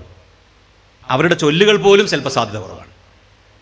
അപ്പോൾ ഒരു ജനതയെ പാഠപുസ്തകത്തിൻ്റെ ഉള്ളടക്കത്തിൽ നമ്മൾ അങ്ങനെ മാറ്റി നിർത്തിയിരിക്കുന്നു. ഞാൻ വയനാട് ജില്ലയിലാണ് ഇപ്പോൾ ജോലി ചെയ്തുകൊണ്ടിരിക്കുന്നത്. വയനാട് ജില്ലയിൽ 10-18ഓളം വരുന്ന ആദിവാസി വിഭാഗങ്ങളിൽ അവിടെ 20% പേര് ആദിവാസി വിഭാഗങ്ങളാണ്. അതിനകത്ത് ചിലരൊക്കെ വിദ്യാഭ്യാസവും ഭൂമിയും അധികാരമൊക്കെ കിട്ടിയിട്ട് പ്രിവിലേജ്ഡ് ഗ്രൂപ്പായി മാറിയിട്ടുണ്ട്. പക്ഷേ എങ്കിൽ പോലും ബാക്കിയുള്ളവരെ സംബന്ധിച്ചോളം അവരെക്കുറിച്ച് എന്താണ് പാഠപുസ്തകത്തിലുള്ളത്? അവർക്കറിയാവുന്ന കുറേ കാട്ടറിവുകളില്ലേ? നമ്മൾ വിചാരിക്കുന്ന പോലുള്ള ഒരു പ്രിമിറ്റീവ് ഗ്രൂപ്പൊന്നുമല്ല ഇന്ന് ആദിവാസികൾ. നമ്മുടെയൊക്കെ ഇടയിൽ കൂടിയാണ് ജീവിക്കുന്നത്. പക്ഷേ എങ്കിൽ പോലും ആദിവാസികൾക്കിടയിലുള്ള കഥകളോ അല്ലെങ്കിൽ അവരെക്കുറിച്ചുള്ള കാര്യങ്ങളോ ഒക്കെയും നോക്കിയാൽ അറിയാം നമ്മുടെ പുസ്തകത്തിൽ കുറവായിരിക്കും. എന്ന് പറഞ്ഞാൽ പുസ്തകത്തിൻ്റെ ഉള്ളടക്കം തിരഞ്ഞെടുക്കുന്നതിൽ പോലും യഥാർത്ഥത്തിൽ അനുയോജ്യമല്ല. കടലോരത്തുള്ളൊരു കുട്ടിക്ക് തൻ്റെ അറിവുകളുമായി ബന്ധപ്പെടുത്താനോ കാട്ടുപ്രദേശത്തുള്ളൊരു കുട്ടിക്ക് അല്ലെങ്കിൽ നഗരപ്രദേശത്തുള്ളൊരു കുട്ടിക്ക് അത്തരത്തിലുള്ള ഒരു അറിവിനുള്ള ഒരു സംവിധാനം കുറവാണ്. അപ്പോൾ പുസ്തകത്തിൻ്റെ ഉള്ളടക്കം, പുസ്തകത്തിൻ്റെ വലിപ്പം, എല്ലാവർക്കും ഒരു പുസ്തകം സെലക്ട് ചെയ്യുന്നു, എല്ലാവർക്കും ഒരു കൊല്ലമെന്ന് തീരുമാനിക്കുന്നു, എല്ലാവർക്കും ഒരേ പരീക്ഷ എന്ന് തീരുമാനിക്കുന്നു. ഇതിനൊക്കെയുമുള്ള അടിസ്ഥാനം എന്ന് പറയുന്നത് നമ്മുടെ സൗകര്യമാണ്. സംവിധാനത്തിന് ഇത് കൊണ്ടു നടക്കാൻ ഇതാണ് ഏറ്റവും എളുപ്പമുള്ള വഴി. അല്ലെങ്കിൽ ഒരുപാട് ബുദ്ധിമുട്ടുണ്ട്. ആ ഒരുപാട് ബുദ്ധിമുട്ടുകളിലേക്ക് ഒരു സ്റ്റെപ്പ് വെക്കാൻ വേണ്ടി കേരളത്തിൽ അങ്ങോട്ട് ശ്രമിച്ചാൽ അന്നേരം എല്ലാവരും കൂടെ കോലാഹലം കൂട്ടും. പുസ്തകത്തിൽ ഒരു തെരിയ തോതിലുള്ള ഒരു പരിഷ്കരണം തുടങ്ങിയാൽ, അല്ലെങ്കിൽ പഠിപ്പിക്കേണ്ട രീതി ഇങ്ങനെയല്ലല്ലോ എന്ന് അധ്യാപകരോടൊന്ന് ചർച്ച ചെയ്യാൻ തുടങ്ങിയാൽ, അല്ലെങ്കിൽ പരീക്ഷാ രീതിയെ കേവലമായ ഓർമ്മയിൽ നിന്ന് എടുത്തെഴുതുന്ന ഡാഷ് പൂരിപ്പിക്കുന്ന ഒരു പരീക്ഷയ്ക്ക് അപ്പുറത്തേക്കൊന്ന് കൊണ്ടുപോകാൻ ശ്രമിച്ചാൽ, കൊണ്ടുപോകാൻ നമുക്ക് ധൈര്യമില്ല. അത് വേറൊരു കാര്യം. ധൈര്യമില്ലാതെ ശ്രമിച്ചുകൊണ്ടിരിക്കുകയാണ്. കാരണം അത് എവിടെ കൊണ്ട് എത്തിക്കേണ്ടത് നമുക്ക് അറിഞ്ഞൂടാ. എത്തിക്കണമെങ്കിൽ അത്രയും വലിയൊരു ഭാവന വേണം, അത്രയും വലിയൊരു മാസ്റ്റർ പ്ലാൻ നമുക്ക് വേണം. വലിയ തോതിൽ ഇതിൻ്റെ പ്രയാസം കുട്ടികൾ അനുഭവിക്കുന്നുണ്ട്. ഞാൻ എപ്പോഴും ഇപ്പോൾ എൻ്റെ ഇരിക്കുന്ന വിദ്യാർത്ഥികളോട് പറയാറുള്ളത്, നാളെ അധ്യാപകരാവാനുള്ള കുറച്ച് പേര് എൻ്റെ മുമ്പിൽ 10-40 കുട്ടികളുണ്ട്. അവരോട് ഞാൻ പറയാറുള്ളത്, കുറച്ചു കാലം കൂടി കഴിഞ്ഞാൽ അത് പരിഹരിക്കും. കാരണം പ്രീ KG ക്ലാസ് മുതൽ അന്തസ്സാരശൂന്യമായ വിദ്യാഭ്യാസ പ്രക്രിയക്ക് അടിപ്പെട്ടിട്ട് ചതഞ്ഞുപോയ ജീവിതം കൊണ്ട് വരുന്ന ഒരുപാട് യുവതി യുവാക്കൾ ഇനി നമ്മുടെ നാട്ടിലുണ്ട്. വിദ്യാഭ്യാസം അവർക്ക് ഏൽപ്പിച്ച പരിക്ക്, അവരുടെ ഉള്ളിൽ ഒന്നുമില്ലാതെ അവരെ ഉള്ളു പൊള്ളയാക്കിയതിനെ കുറിച്ചൊക്കെയുള്ള നല്ല തിരിച്ചറിവുള്ള കുറച്ച് പേര്, എല്ലാവരും ഒന്നുമില്ല, അവർ ആ സിസ്റ്റത്തിനകത്ത് അങ്ങനെ പോയവരായതുകൊണ്ട് അവരെങ്കിലും നാളെ തിരിച്ചു ചിന്തിക്കുമായിരിക്കും. അങ്ങനെ ആയിരിക്കാം ഒരു പക്ഷേ നല്ല തുടക്കം ഉണ്ടാവുക. കേരളത്തിൽ ഏതാണ്ട് 700-ലധികം കുടുംബങ്ങൾ ഇപ്പോൾ കുട്ടികളെ സ്കൂളിൽ പറഞ്ഞയക്കാതെ വീട്ടിൽ വെച്ചിട്ട് വിദ്യാഭ്യാസം കൊടുക്കുന്ന കുടുംബങ്ങളുണ്ട്. അത് വിദ്യാഭ്യാസത്തോടുള്ള മറ്റു തരത്തിലുള്ള വിരോധം കൊണ്ടല്ല. അത് ഈ പൊതുവിദ്യാലയത്തിൽ പോയിട്ട് അവിടെ നിന്ന് എന്തെങ്കിലും സെക്കുലറായ കാര്യം പഠിച്ചിട്ട് എൻ്റെ കുട്ടി ഉള്ള ജാതിബോധം നഷ്ടപ്പെട്ടു പോകുമോ എന്നുള്ള പേടി കൊണ്ടല്ല. മറിച്ച് എന്തിനാണ് ഇങ്ങനെ ചെയ്യുന്നതെന്നുള്ളത്. നിങ്ങളൊക്കെയും ഞാനൊക്കെയും 12 കൊല്ലമോ 15 കൊല്ലമോ 20 കൊല്ലമോ ഒക്കെ പഠിച്ചിട്ട് നേടിയത് എന്ന് പറഞ്ഞാൽ നമ്മളൊന്നും പഠിച്ചിട്ടില്ല എന്ന് പറയുന്നില്ല. ഒരുപാട് കാര്യം പഠിച്ചിട്ടുണ്ട്. പക്ഷേ അത്രയും കാര്യം പഠിക്കാൻ മനുഷ്യൻ്റെ ബുദ്ധി വെച്ച് കുറച്ച് കാലം മതിയായിരുന്നു. ഒരു 6-ാം ക്ലാസ്സിൽ 6 വയസ്സിലോ 7 വയസ്സിലോ ഒക്കെ തുടങ്ങിയാലും മതിയായിരുന്നു. ആ സമയം വരെ നന്നായിട്ട് കളിക്കുകയും വീട്ടിലുള്ളവരോട് ഇടപെടുകയും അയൽപക്കത്ത് ഒക്കെ സാധ്യതകളുണ്ടെങ്കിൽ കൂട്ടുകൂടുകയും കളിക്കുകയും കളിപ്പാട്ടങ്ങളോടോ ഒക്കെ ചെയ്യാമായിരുന്നു. അത് റൊമാൻറ്റിക് സ്വപ്നമായിട്ടല്ല ഇത് പറയുന്നത്, ഒരു വ്യക്തിയുടെ വളർച്ചയുമായി ബന്ധപ്പെട്ടൊരു കാര്യമാണ്. ഇവിടെ ഫിസിയോളജി ഒക്കെ പഠിച്ച ഡോക്ടേഴ്സ് ഇവിടെ ഇരിക്കുന്നുണ്ട്. നമുക്ക് ധൃതിയുണ്ട് എന്നുള്ളത് കൊണ്ട് കുട്ടിക്ക് ഒരു 8 മാസമോ 10 മാസമോ ഒക്കെ ആയിട്ട് കുട്ടി നടക്കേണ്ട കുട്ടിയെ നമുക്ക് ധൃതിയുണ്ട് എന്നുള്ളത് കൊണ്ട് 3 മാസമാകുമ്പോൾ തന്നെ ഒരു ഫിസിയോതെറാപ്പിസ്റ്റിനൊക്കെ വെച്ച് കുട്ടിക്ക് നടക്കാനുള്ള ട്രെയിനിങ് കൊടുത്തിട്ട് കുട്ടിയെ വേഗത്തിൽ നടത്താൻ വേണ്ടി ശ്രമിക്കുന്നതിലുള്ള അബദ്ധം എത്രയുണ്ടോ അത്രയും അബദ്ധം വിദ്യാഭ്യാസവുമായി ബന്ധപ്പെട്ട കാര്യത്തിലും കാണിച്ചുകൊണ്ടിരിക്കുന്നുണ്ട്. അനാവശ്യമായ ധൃതിയാണ്. പ്രീ KG ക്ലാസ്സിൽ പഠിപ്പിക്കുന്ന ഒരു രക്ഷിതാവിനോട് പോലും ഇരുന്ന് ഇൻ്റർവ്യൂ നടത്തിയാൽ അയാൾ പറഞ്ഞ് എത്തുന്നൊരു കാര്യം, അങ്ങനെയൊക്കെ പോയാൽ ഇങ്ങനെയൊക്കെ പോയാൽ എന്ന് പറഞ്ഞാൽ എതിർത്ത് ചെല്ലുക. എൻട്രൻസ് പരീക്ഷ ചെല്ലുന്നൊരു സമയത്തേക്ക് കുട്ടിക്ക് നല്ല മാർക്ക് കിട്ടണ്ടേ, അതിന് ഇംഗ്ലീഷ് കിട്ടണ്ടേ, അതിന് ജനറൽ നോളജ് വേണ്ടേ, അതിന് ഗ്രാമർ വേണ്ടേ എന്നതാണ്. അപ്പോൾ പ്രീ KG ക്ലാസ്സിൽ വരെ കുട്ടിയെ ഇൻവെസ്റ്റ് ചെയ്യുന്നത്, ആ വിത്ത് കുത്തിയിട്ടിരിക്കുന്നത് എവിടെ മുളക്കാനാണ്? എൻട്രൻസ് ക്ലാസ്സിൽ മുളക്കാൻ വേണ്ടിയാണ്. അപ്പോൾ വിദ്യാഭ്യാസം എന്നുള്ളത് കൊണ്ട് മനുഷ്യരെ നന്നാക്കുകയോ നമ്മൾ ഈ പറയുന്ന സാംസ്കാരികമായ ഒരു വിപുലീകരണം നടത്തുകയോ അവരെല്ലാം നല്ല വ്യക്തികളാക്കി വളർത്തിയെടുക്കുകയോ ഒക്കെ വെറുതെ പറയുക. അത് ഗാന്ധിജിയെയും വിവേകാനന്ദനെയും അല്ലെങ്കിൽ വേറെ ആരെങ്കിലുമൊക്കെ വെറുതെ സ്ഥാനത്തും അസ്ഥാനത്തും ഉദ്ധരിക്കുന്നു മാത്രമേ ഉള്ളൂ. വിദ്യാഭ്യാസം കൊണ്ട് ഉണ്ടാക്കിയെടുക്കേണ്ടത് എന്താണ് എന്നുള്ള കാര്യത്തിൽ വലിയ കൺഫ്യൂഷൻ എല്ലാവർക്കും ഉണ്ട്. ഇപ്പോൾ എൻ്റെ കാര്യത്തിൽ വന്നാലും നിങ്ങളുടെ കാര്യത്തിൽ വന്നാലും ഇതൊക്കെ തിയറി ശരിയാണ്. പക്ഷേ സ്വന്തം മക്കളുടെ കാര്യത്തിൽ വരുമ്പോൾ നമുക്ക് അതിന് നിൽക്കാൻ വയ്യ എന്നുള്ളതാണ് പൊതുവെയുള്ളൊരു സമീപനം. അപ്പോൾ അതുകൊണ്ട് ഈ അപ്രോപ്രിയേറ്റ് എഡ്യൂക്കേഷൻ്റെ ഒരു കാര്യത്തിൽ വരുമ്പോൾ നേരത്തെ ഇവിടെ അവതരിപ്പിച്ച ഷംല അവതരിപ്പിച്ച ഒരു വിഷയമുണ്ട്. വളരെ ഹൃദയസ്പർശിയായി അവരുടെ ജീവിതാനുഭവം പറഞ്ഞിട്ടുണ്ട്. ഇൻക്ലൂസീവ് ആവുക എന്ന് പറയുന്നത് ഒരു സൊസൈറ്റിയുടെ ഏറ്റവും വലിയ ലക്ഷണമാണ്. അങ്ങനെ ആവാൻ സാധിക്കാത്തതാണ് ഇന്ത്യൻ പൊളിറ്റിക്സ് അടക്കമുള്ള കാര്യത്തിൻ്റെ ഒരു പ്രശ്നം. നമുക്ക് ആരെയും ഇൻക്ലൂസീവ് ആക്കാൻ പറ്റുന്നില്ല. ഞങ്ങൾ മാത്രം ബാക്കിയുള്ളവരൊക്കെ പുറത്തു പോകണം എന്നുള്ളതാണ് നമ്മുടെ ഒരു നയം. അതുകൊണ്ട് തന്നെ ക്ലാസ് മുറിക്കകത്ത് അതിൻ്റെ ഒരു വിപരീതമായ പ്രവർത്തനമാണ് നമ്മൾ നടത്താൻ ശ്രമിച്ചുകൊണ്ടിരിക്കുന്നത്. മാർജിനലൈസ്ഡ് ഗ്രൂപ്പ് എന്നാണ് പൊതുവെ നിങ്ങളൊക്കെ എഴുതുകയും വായിക്കുകയും ചെയ്യുന്ന ആളുകളൊക്കെയും പറയുക ഇത്തരം വിഭാഗങ്ങളെ. ആദിവാസികൾ, തീരദേശ ജനത, ശാരീരിക മാനസിക പരിമിതിയുള്ള കുട്ടികൾ, അതിഥി തൊഴിലാളികളുടെ കുട്ടികൾ, കിടപ്പാടമില്ലാത്തവർ, അഭയാർത്ഥികളായി വന്നവർ, അങ്ങനെ കുറേ ആളുകളുണ്ട് അല്ലേ? ഈ ആളുകളെയൊക്കെ നമ്മൾ പൊതുവെ പറയാം മാർജിനലൈസ്ഡ് ഗ്രൂപ്പ് എന്നാണ്. മാർജിൻ എന്ന് പറഞ്ഞാൽ നിങ്ങൾക്കറിയാം പേജിൻ്റെ എവിടെയാണ് വരക്കാറുള്ളത്? ലേശം സ്ഥലത്ത് അല്ലേ? വളരെ പിശുക്കി നമ്മൾ മാർജിൻ വരയ്ക്കുക, കാരണം അത്രയും സ്ഥലം പോകുമല്ലോ എന്ന് വിചാരിച്ചിട്ട്. പേജിൻ്റെ ലേഔട്ട് ഭംഗിയേക്കാൾ കൂടുതൽ നമുക്കിഷ്ടം മാർജിൻ ചെറുതാക്കി വരയ്ക്കാനാണ്. അതിൻ്റെ പുറത്തുള്ള സ്ഥലത്തെയാണ് നമ്മൾ മാർജിൻ എന്ന് പറഞ്ഞത്. പക്ഷേ കേരളത്തിലെ പൊതുവിദ്യാലയങ്ങളിലെ മാർജിൻ എവിടെ വരക്കണം എന്നറിയോ? നേരെ നടുക്കൂടെങ്കിലും വരയ്ക്കേണ്ടി വരും, അല്ലെങ്കിൽ നടുക്കുന്ന കുറച്ച് ഇപ്പുറത്തേക്ക് വരയ്ക്കേണ്ടി വരും. 1.25 ലക്ഷത്തോളം കുട്ടികൾ നേരത്തെ പറഞ്ഞ ശാരീരിക മാനസിക പരിമിതി അനുഭവിക്കുന്നവരെന്ന് പറയുന്നതിലെ തീവ്ര വിഭാഗമാണ്. അതായത് 3% എന്ന് പറയുന്നത്. 1% കുട്ടികൾ, എല്ലാ സമൂഹത്തിലും ഏറെക്കുറെ 1% കുട്ടികൾ ബുദ്ധിപരമായ പരിമിതി അനുഭവിക്കുന്നവരാണ്. 100 കുട്ടികളിൽ ഒരാൾ, നമ്മുടെ കുടുംബത്തിലെ 100 ആളുകളുണ്ടെങ്കിൽ അതിൽ ഒരാൾ മിക്കപ്പോഴും ശരാശരി ബുദ്ധിപരമായ പ്രശ്നമുള്ളവരായിരിക്കും. ലേണിംഗ് ഡിസബിലിറ്റി എന്നൊക്കെ പറയുന്ന പ്രശ്നത്തിലേക്ക് കടന്നാൽ 10% ഒക്കെയാണ് പറഞ്ഞുകൊണ്ടിരിക്കുന്നത്. കുറേയൊക്കെ പരീക്ഷയ്ക്ക് ജയിപ്പിക്കാൻ വേണ്ടി 10ാം ക്ലാസ്സിൽ കള്ളത്തരം കാണിക്കുന്നുണ്ട്, അത് വേറൊരു കാര്യം. അല്ലാതെ തന്നെ അപ്പോൾ 1.25 ലക്ഷത്തോളം ഈ കുട്ടികളുണ്ട്. 40,000-ഓളം കുട്ടികൾ ഇപ്പോഴും അനാഥാലയങ്ങൾ, പൊതുവെ അനാഥാലയങ്ങളോട് അത്ര അനുകൂലമായ രീതിയിലല്ല ഇപ്പോൾ കാര്യങ്ങൾ പോയിക്കൊണ്ടിരിക്കുന്നത്. അതിന് കാരണവും നിങ്ങൾക്കറിയാം. അനാഥാലയങ്ങളിൽ വരുന്ന അനാഥരായിട്ടുള്ള കുട്ടികളുണ്ട്, അല്ലാതെയും വരുന്ന അനാഥരായിട്ടുള്ള കുട്ടികളുണ്ട്. സർക്കാരിൻ്റെ വ്യത്യസ്ത പോലീസിൻ്റെയും മറ്റ് സംവിധാനങ്ങളുടെയും ഹോമുകളിൽ നിന്നും മറ്റും വരുന്ന സാമൂഹ്യ നിയമങ്ങളോട് കലഹിച്ച, നേരത്തെ തന്നെ ചെറുപ്രായത്തിൽ തന്നെ കേസ് ചുമത്തപ്പെട്ട അത്തരത്തിലുള്ള കുട്ടികൾ ഒരു 30,000-ഓളം കുട്ടികൾ കേരളത്തിലുണ്ട്. 42,000-ഓളം കുട്ടികൾ, കണക്കൊന്നും വ്യക്തമല്ലെങ്കിൽ പോലും കുട്ടികളെ അതിഥി തൊഴിലാളികളുടെ മക്കളുണ്ട് ക്ലാസ് മുറികളിൽ. കേരളത്തിലെ എല്ലാ പാലങ്ങളുടെയും രണ്ടറ്റത്തുമായിട്ട് ശരാശരി 3 കുടുംബങ്ങളെങ്കിലും താമസിക്കുന്നുണ്ടെന്നാണ്. വീടില്ലാത്തവർ. വീടുണ്ടാക്കാനൊക്കെ വലിയ പദ്ധതികളൊക്കെ സർക്കാർ ഇപ്പോൾ നടപ്പിലാക്കിക്കൊണ്ടിരിക്കുന്നത് നമുക്കറിയാം. അപ്പം ഇങ്ങനെ വീടില്ലാത്തവർ, രോഗബാധിതർ, സാമൂഹ്യമായി നിഷ്കാസിതരായവരെ, നേരത്തെ പറഞ്ഞ തീരദേശ തൊഴിലാളികൾ, തീരദേശത്തുള്ള ആളുകൾ, ആദിവാസി വിഭാഗങ്ങൾ, ഇങ്ങനെ നോക്കിയാൽ അത്രയൊന്നും പ്രിവിലേജ്ഡ് അല്ലാത്ത, അത്രയൊന്നും വിദ്യാഭ്യാസ പാരമ്പര്യമോ മറ്റൊന്നും ഇല്ലാത്ത വിഭാഗമാണ്. നമ്മൾ മുമ്പ് മാർജിനലൈസ്ഡ് എന്ന് പറയുന്ന വിഭാഗമാണ് യഥാർത്ഥത്തിൽ കേരളത്തിലെ ക്ലാസ് മുറികളിൽ പകുതിയോ അതിൽ കൂടുതലോ ഇരിക്കുന്നത്. ശരാശരി നോക്കിയാൽ ഒരു പക്ഷേ മലപ്പുറം ജില്ലയിലോ കോഴിക്കോട് ജില്ലയിലോ അത്രയ്ക്ക് ഉണ്ടാവില്ല. കേരളത്തിലെ മൊത്തം തെക്കൻ കേരളം മുതൽ വടക്കൻ കേരളം വരെ നോക്കിയിട്ടുണ്ടെങ്കിൽ ഏതാണ്ട് കാണുന്നൊരു കാഴ്ചയാണ്. ആ ക്ലാസ്സിലെ കുട്ടിക്ക് അനുയോജ്യമാണോ ആ ക്ലാസ്സിൽ പഠിപ്പിച്ചുകൊണ്ടിരിക്കുന്ന കാര്യങ്ങൾ? പക്ഷേ നമുക്ക് ചെയ്യേണ്ടി വന്നത് അൺഎയ്ഡഡ് ഇംഗ്ലീഷ് മീഡിയം വിദ്യാലയങ്ങളോട് പിടിച്ചു നിൽക്കുന്നതിന് വേണ്ടി കൺകെട്ട് വിദ്യ നടത്തിയിട്ട് നമ്മളും ഇംഗ്ലീഷ് മീഡിയമാണെന്നുള്ള നാട്യം നടത്തിയിട്ട് ഇപ്പുറത്തും ഇംഗ്ലീഷ് മീഡിയം ഉണ്ടാക്കി ഇപ്പുറത്ത് ഇംഗ്ലീഷ് മീഡിയം കുട്ടികളൊക്കെ ചേർത്തുകൊണ്ടാണ് കുറച്ചെങ്കിലും കുട്ടികളോട് പിടിച്ചു നിർത്താൻ ശ്രമിക്കുന്നത്. അപ്പോഴുള്ള പ്രശ്നം വീണ്ടും ഈ അപ്രോപ്രിയേറ്റ് എഡ്യൂക്കേഷനിലാണ്. ആ കുട്ടിക്ക് അനുയോജ്യമായ ഭാഷയിലല്ല, ആ കുട്ടിക്ക് അറിയുന്ന സാംസ്കാരിക പരിസരമല്ല, ആ കുട്ടിക്ക് അറിയുന്ന ഉള്ളടക്കമല്ല, തുടങ്ങിയിട്ടുള്ള കുറേയേറെ പ്രശ്നങ്ങൾ നിൽക്കുക. അതുകൊണ്ട് പലപ്പോഴും നമ്മൾ ചർച്ചയ്ക്ക് വേണ്ടിയെങ്കിലും വെക്കാറുണ്ട്, നിങ്ങൾ കോപ്പി അടിക്കുന്ന കുട്ടിയുടെ 10 കൊല്ലം സ്കൂളിൽ പോയിട്ട്, 10 അല്ല മിക്കവാറും 10ാം ക്ലാസ് പരീക്ഷ എഴുതുമ്പോഴേക്ക് 12 കൊല്ലം എന്ന് കൂട്ടിക്കോളൂ, അംഗനവാടിയൊന്നും ഇല്ലെങ്കിൽ. ആ 12 കൊല്ലം അല്ലെങ്കിൽ 12 കൊല്ലം തന്നെ കൂട്ടാം. സ്കൂളിൽ പോയ ഒരു കുട്ടി 10ാം ക്ലാസ് പരീക്ഷയ്ക്ക് വേണ്ടി കോപ്പി അടിക്കുന്നു. എന്താ കോപ്പി അടിക്കുക? കോപ്പി അടിക്കേണ്ട എന്താണെന്ന് കൃത്യമായിട്ട് അറിയുന്നുണ്ടെങ്കിൽ പിന്നെ വല്ല പണിയുണ്ടോ? അവന് അത് പറഞ്ഞുകൂടല്ലോ, എന്തൊക്കെയോ എഴുതിക്കൊണ്ട് പോവുക അല്ലേ? അത്രേ സാധിക്കുള്ളൂ എന്ന് എനിക്ക് തോന്നുന്നത്. കൃത്യമായി ഇന്ന ചോദ്യം വരുമെന്ന് അറിഞ്ഞ് അതിൻ്റെ ഉത്തരം നേരത്തെ എഴുതി വെച്ചിട്ട് കോപ്പി അടിക്കാൻ കൊണ്ടുവന്ന കുട്ടി കോപ്പി അടിച്ചാലും വലിയ കുഴപ്പമൊന്നും ഉണ്ടാവില്ല. കാരണം അവന് അത്യാവശ്യം ധാരണ ഉണ്ടല്ലോ. ഏത് പക്ഷത്ത് നിൽക്കും നമ്മൾ? എന്താ സംശയം?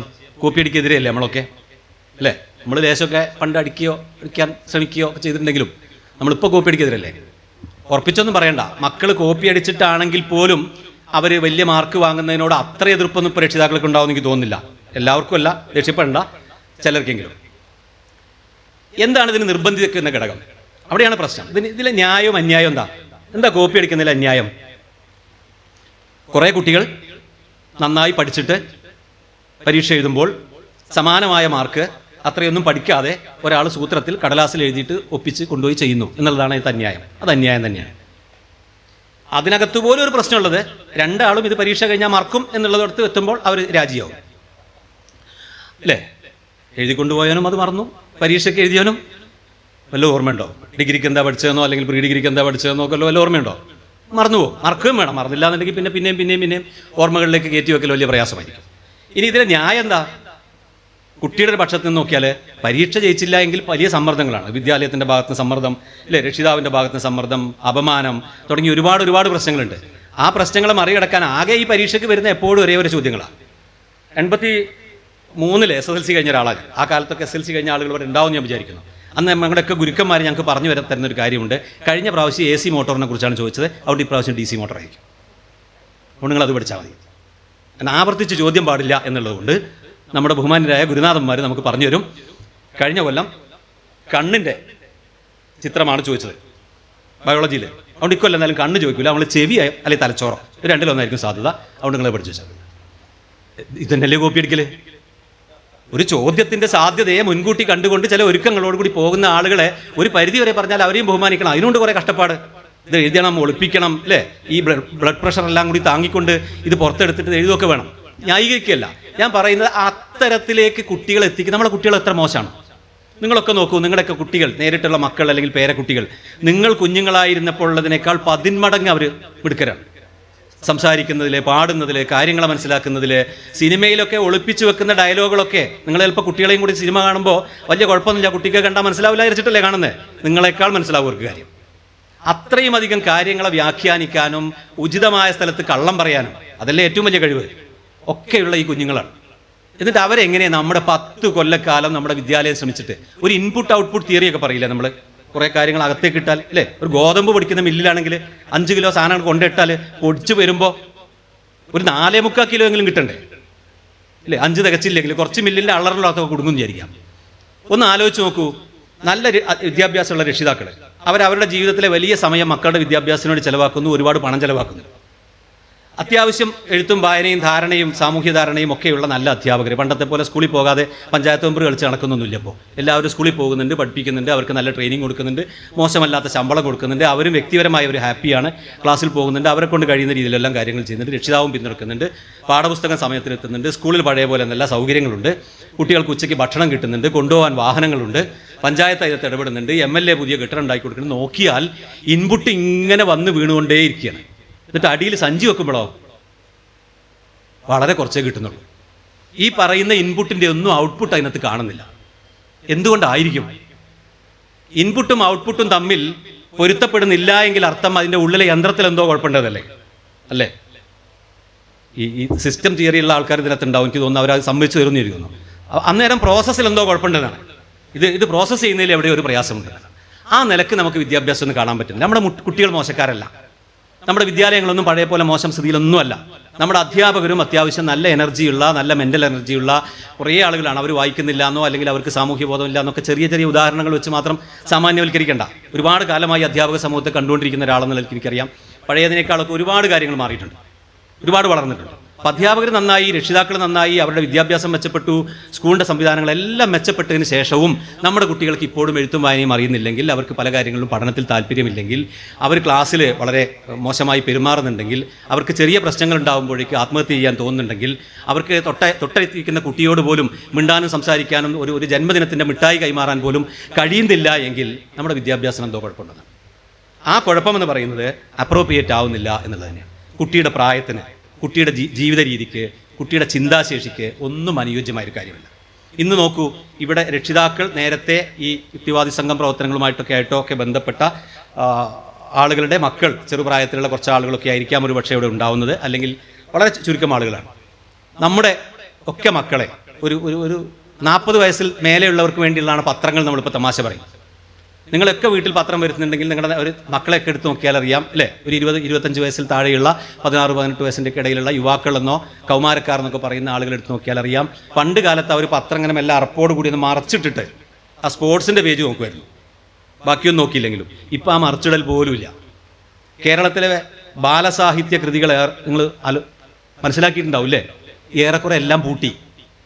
ബാലഭൂമിയും ബാലരമയുമൊക്കെ മനോരമയുടെയും മാതൃഭൂമിയുടെയും പത്രവരിക്കാരുടെ കൂടെ ഒരു പാക്കേജിൽ അങ്ങോട്ട് പോകുന്നത് കൊണ്ട് അത് മുറ്റത്ത് വന്ന് വീഴുന്നു എന്ന് മാത്രമേ ഉള്ളൂ. പണ്ട് ഒരു ബാലരമ മുറ്റത്ത് വന്ന് വീണാൽ നിങ്ങളും നിങ്ങളുടെ അയൽപക്കത്തെ കുട്ടികളും വീട്ടിലെ കുട്ടികളും കൂടെ പിടിവലി കൂടിയിട്ട് അത് കീറിയെടുത്ത കഷ്ണങ്ങളായിട്ടാണ് വായിച്ചിരുന്നെങ്കിൽ ഇന്ന് ബാലരമ നിങ്ങളുടെ മുറ്റത്ത് വീണാൽ നടുവേദനയുള്ള വല്യമ്മയാണ് പോയിട്ട് കുരിഞ്ഞിട്ട് കഷ്ടപ്പെട്ട് എടുത്തിട്ട് ഉമ്മറത്തേക്ക് എടുത്ത് വെക്കുന്നത്. ഒരു കുട്ടിയെ തിരിഞ്ഞു നോക്കില്ല. ഒരുവിധം ബാലമാസികളെല്ലാം നിർത്തി. കാരണം ആരുമില്ല. നിങ്ങൾ ഒരു ബാലരമ വാങ്ങിയിട്ട് കുട്ടികൾ ഇരിക്കുന്ന സ്ഥലത്ത് കൊണ്ട് വെച്ച് നോക്കൂ, LP ക്ലാസ്സിലൊക്കെ അതവിടെ അങ്ങനെ ഈച്ചാർത്തിരിക്കുന്നല്ലാതെ ഒരു കുട്ടിയും അതിനടുത്തേക്ക് വരില്ല. കാരണം കുട്ടികളുടെ അഭിരുചികൾ മാറി. അത് മോശമായതല്ല, എല്ലാം നന്നായി നമുക്കിപ്പോൾ പറയാൻ പറ്റില്ല, പക്ഷേ എല്ലാം മോശമായതല്ല. അവരൊരുപാട് വളർന്നിട്ടുണ്ട്, അവരൊരുപാട് പ്രതീക്ഷിക്കുന്നുണ്ട് അധ്യാപകരിൽ നിന്ന്, രക്ഷിതാവിൽ നിന്ന്, കുട്ടിയിൽ നിന്നൊക്കെ. അതിനൊന്നും അനുയോജ്യമായ രീതിയിലേക്ക് നമുക്ക് മാറാൻ കഴിയുന്നില്ല. മാറാൻ കഴിയാത്തത് നമുക്കിതൊന്നും ചിന്തിക്കുന്ന ആളുകൾ തീരെ നാട്ടിലില്ലാത്തത് കൊണ്ട് മാത്രമല്ല, ഞാൻ മാത്രം പറയുന്നൊരു കാര്യമായിട്ടല്ല. പക്ഷേ മാറണമെങ്കിൽ വലിയ തോതിൽ സാമൂഹ്യ പിന്തുണ വേണം. പേടിയാണ് സർക്കാരിന്. വേറെ എന്ത് ചെയ്യുന്ന പോലെ അല്ല, ഒരു പാഠപുസ്തകത്തിലെ ഒരു പാഠം മാറ്റിയാൽ കുഴപ്പമാണ്. നിങ്ങളൊക്കെ വൃദ്ധന്മാരൊരു കൂട്ടം നിറഞ്ഞു ഭൂതലം തന്നിൽ എന്ന് പറഞ്ഞിട്ടുള്ള കവിത പഠിച്ചവരല്ലേ പണ്ട് അല്ലേ? കുഞ്ചൻ നമ്പ്യാരുടെ കാലമില്ലാത്ത കാലം അല്ലേ? അതിനെതിരെ കേസ് കൊടുത്തു. സംഭവം ശരിയാ, അതിനകത്ത് ചെറിയൊരു പ്രശ്നമുണ്ട്. ഒരു പൊളിറ്റിക്കലി കറക്റ്റ് അല്ലാത്തൊരു സംഗതി ഉണ്ട് അതിനകത്ത്, പ്രത്യേകിച്ചും കേരളത്തിൽ. കാരണം വൃദ്ധന്മാരുടെ സംഖ്യ കൂടിക്കൊണ്ടിരിക്കുന്ന കേരളത്തിൽ ഒരു പക്ഷേ വീട്ടിലിരിക്കുന്ന ചെറിയ കുട്ടിക്കൊക്കെ ഇപ്പോൾ തോന്നിക്കൊണ്ടിരിക്കുന്നുണ്ടാവും, നോക്കുന്നിടത്തെല്ലാം വയസ്സന്മാരാ വീട്ടിനകത്ത് കൂടി നടന്നാലും അതിൻ്റെ ഇടയിൽ കൂടി കുട്ടിയെ കൊണ്ട് ഈ കവിതയും കൂടി പഠിപ്പിക്കാൻ പറ്റില്ലല്ലോ. എന്ന പോലെ പല കാര്യങ്ങളും പണ്ട് പഠിപ്പിച്ച പല പാഠങ്ങളും കുട്ടിക്ക് ഇന്ന് അനുയോജ്യമല്ല, പലതും തിരുത്തേണ്ടതുണ്ട്. ഇപ്പോൾ എനിക്ക് അനുഭവിച്ച സമയം കൃത്യം കഴിഞ്ഞിട്ടുണ്ട്, 2 മിനിറ്റ് കൂടുതലായിട്ടുണ്ട്. ഞാൻ അവസാനിപ്പിക്കാം. പറഞ്ഞു വരുന്നൊരു കാര്യം നിങ്ങളോട് ഇത്ര മാത്രമേ ഉള്ളൂ. നമുക്ക് നമ്മുടെ കുട്ടികൾക്ക് അനുയോജ്യമായ രീതിയിലുള്ള ഒരു വിദ്യാഭ്യാസത്തിലേക്ക്, വിദ്യാലയത്തിലേക്കൊക്കെ ഇനിയും വളരേണ്ടതുണ്ട്. അത് സ്വാഭാവികമായി സർക്കാരുകൾ മാത്രം മുൻകൈ എടുത്തുകൊണ്ട് നടക്കുമെന്ന് എനിക്ക് തോന്നുന്നില്ല. വലിയ തോതിലുള്ള സാമൂഹ്യ പിന്തുണ ഉണ്ടാവുകയും മാറ്റത്തിൻ്റെതായ പലതരത്തിലുള്ള ശീലങ്ങളെ അവതരിപ്പിക്കാനുള്ള ആർജവം ഉണ്ടാവുകയൊക്കെ ചെയ്യുമ്പോഴേ സാധിക്കുകയുള്ളൂ. ഈ ഇരിക്കുന്ന കുറേ ആളുകൾക്കെങ്കിലും അത്തരത്തിലുള്ള ചിന്തകളുണ്ട് എന്ന് ഞാൻ പ്രത്യാശിക്കുന്നു. അത്തരത്തിലുള്ള പ്രവർത്തന മാതൃകകളുണ്ടെന്ന് വിചാരിക്കുന്നു. ഇങ്ങനെ ഒരു അവസരം തന്നതിന് നന്ദി പറഞ്ഞുകൊണ്ട് എല്ലാവരെയും അഭിവാദ്യം ചെയ്തുകൊണ്ട് എല്ലാവർക്കും പുതുവത്സര ആശംസകൾ നേർന്നുകൊണ്ട് അവസാനിപ്പിക്കുന്നു. നമസ്കാരം.